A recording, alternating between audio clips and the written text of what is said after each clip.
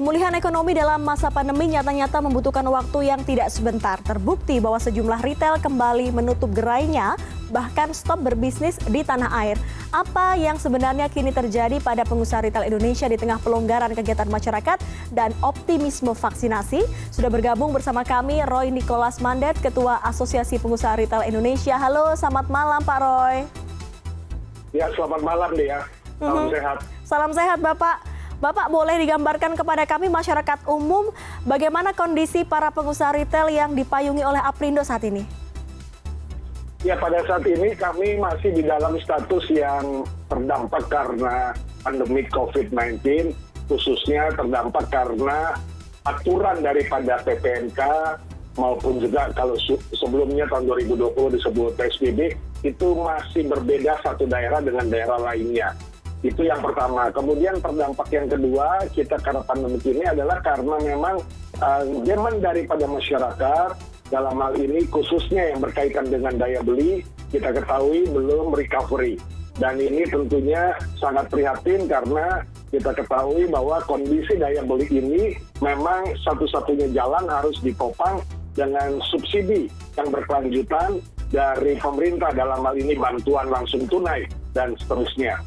Nah, ini yang membuat akhirnya dalam perjalanan sudah hampir lebih daripada 1 tahun ya, tanggal 2 Maret tahun 2020 ketika diumumkan kali pertama COVID di Indonesia, kita sudah 1 tahun lebih dan kita hari ini 1 April menandakan belum ada perbaikan. Nah, tanda-tanda belum ada perbaikan sangat mendasar sekali dari survei yang dilakukan oleh Bank Indonesia. Ada 3 survei yang mengemuka. Yang pertama adalah indeks penjualan real. Kita tahu bahwa sepanjang tahun 2020 kita masih ada di tatanan minus. Artinya minus itu indeks penjualan real berkisar di angka sekitar minus 10 sampai dengan minus 20%. Pada bulan April Mei tahun lalu kita ada titik nadir minus 20,6% karena pada saat itu permulaan COVID dan mall dan retail ditutup. Kemudian terus bergejolak, fluktuatif. Ada turun sempat di bulan Juni minus 17,2, bulan Juli turun minus 12,3, bulan Agustus turun minus 10,1, artinya ada kontraksi-kontraksi positif. Tapi di akhir tahun kita menutup dengan minus 19,2 lagi. Jadi memang kembali lagi kita melihat bahwa masyarakat untuk berbelanja itu masih menahan belanja untuk yang ekonomi menengah atas. Sementara yang menengah ke bawah sangat prihatin karena mereka suffer saat ini tidak bisa untuk berbelanja karena mereka kehilangan daya beli akibat dirumahkan maupun juga di PHK. Nah, tahun ini 2021 indeks penjualan real yang disurvei juga masih di dalam tatanan minus 16,4 di Januari, Februari kemarin minus 19,5.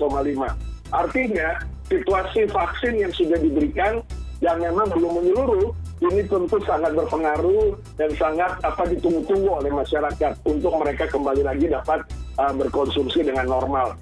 Nah, untuk itu kalau dilihat sepanjang tahun kemarin ada retail yang tutup dan lain sebagainya karena kami kehabisan dana operasional. Ya, kita karena cadangan sudah digunakan biasanya hanya sekitar 1 sampai 2 semester. Nah, sekarang kita sudah lebih daripada 2 semester, sudah 1 tahun daripada Maret tahun lalu. Sehingga ada beberapa yang harus tutup karena ketidakmampuan untuk bertahan dalam situasi atau kondisi kita tidak mendapatkan dana pemulihan ekonomi nasional, khususnya untuk di industri retail.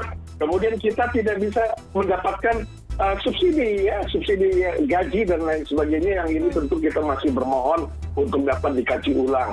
Nah, ini yang terjadi sehingga beberapa retail harus menutup karena cost-nya lebih besar daripada potensi pendapatan atau revenue-nya, produktivitasnya. Demikian deh ya. Pak Roy, kalau bicara soal cost, boleh dijelaskan komponen apa saja yang kemudian biayanya paling banyak sehingga pengusaha kemudian berpikir untuk menutup gerainya? Ya, yang pertama adalah pasti cost tenaga kerja. Ya, karena cost tenaga kerja ini adalah suatu cost yang tidak bisa ditahan atau tidak bisa katakanlah mungkin dihilangkan ya, karena memang tenaga kerja kita harus tetap operasional, makanya harus tetap ada biaya tenaga kerja. Kemudian komponen cost yang kedua adalah cost operasional yang berkaitan dengan bagaimana gerai toko harus buka. Nah, kaitan operasional salah satunya adalah biaya listrik. Nah, sampai hari ini kami juga masih menunggu subsidi atau kebijakan dari kementerian terkait. Bagaimana dengan upaya untuk kami harus tetap buka memenuhi kebutuhan pokok dan sehari-hari masyarakat, tetapi biaya beban listriknya itu masih komersial dan tidak ada subsidi. Ini juga sangat memprihatinkan tentunya berkaitan dengan biaya. Dan biaya yang lain adalah ya tentunya berkaitan dengan harapan-harapan yang belum tuntas, di mana kita berharap adanya biaya-biaya yang dapat mengurangi beban pinjaman, ya, korporasi kredit atau katakanlah setiap retail punya loan, punya pinjaman, tapi bunganya masih bunga tinggi karena memang kita nggak dapat mengakses dana pen, sehingga kita masih dengan bunga yang standar, walaupun di range sudah turun, tapi bank-bank yang memberikan korporasi kredit tidak menurunkan, masih di tingkat suku bunga 9-10%. Nah, ini kalau kita bisa mendapatkan bunga lebih murah, 6% atau 3,8% dana pen ini, ya tentunya bisa mengurangi beban biaya bunga yang harus tetap kita bayarkan, bagian daripada perjalanan usaha dari para retail. Soal subsidi atau keringanan dari bunga pinjaman sendiri, sejauh ini Aprindo seperti apa komunikasi dengan pemerintah? Karena pandemi ini sudah lebih dari 1 tahun, Pak Roy. Betul. Nah, ini yang kami sangat berharap tentunya adalah prioritas juga dapat diberikan kepada industri hilir atau sektor real yang berada di retail ini. Karena kita ketahui retail ini kan juga tidak hanya berdagang saja barang-barang kebutuhan pokok sehari-hari, tapi ada UMKM yang memperdagangkan barangnya di dalam gerai-gerai retail modern. UMKM-nya dibantu, tapi kalau tidak ada penjualan ya tentu nggak akan berdampak bantuan UMKM-nya. Sehingga kita berharap justru bantuan ini dapat terrealisir, karena sampai hari ini untuk mengakses dana pemulihan ekonomi nasional kita belum maksimal, belum bisa maksimal. Karena apakah karena memang kita bukan prioritas ya? Ini juga yang kita sayangkan. Tetapi berharap ada tentunya ada kebijakan yang berkelanjutan untuk memberikan suatu relaksasi, suatu bantuan untuk bagaimana kita mengurangi beban biaya bunga yang tentunya itu harus tetap kita bayarkan, karena ini komitmen daripada semua perusahaan retail kepada financial institution, dan ini tentunya masih berproses karena sampai hari ini kita belum dapatkan kucuran tersebut, karena ada katakan bahwa perlu juklak, perlu juknis dan lain sebagainya. Nah, ini yang kadang-kala kita bingung juga ya, karena ini kan penjaminannya dari pemerintah, placement fund-nya juga dari pemerintah, tetapi harus ada juklak juknisnya, dan ini tentunya sangat prihatin.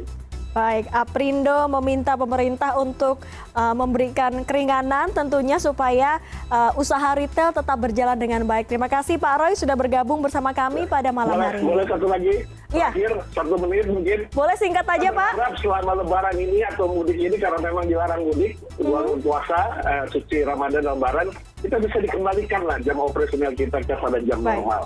Karena memang sampai hari ini, kita yang belum divaksin sampai hari ini, tapi kita tetap menjaga protokol kesehatan dan tetap kita konsisten komitmen menjalankannya, sehingga kita bukan kluster pandemik sampai hari ini. Jadi kita berharap kita dapat membuka jam operasional 12 jam seperti normal, hingga kita berupaya untuk dapat memenuhi kebutuhan masyarakat di bulan suci Ramadan dan juga Lebaran dalam waktu dekat ini. Terima kasih. Baik. Terima kasih Pak Roy.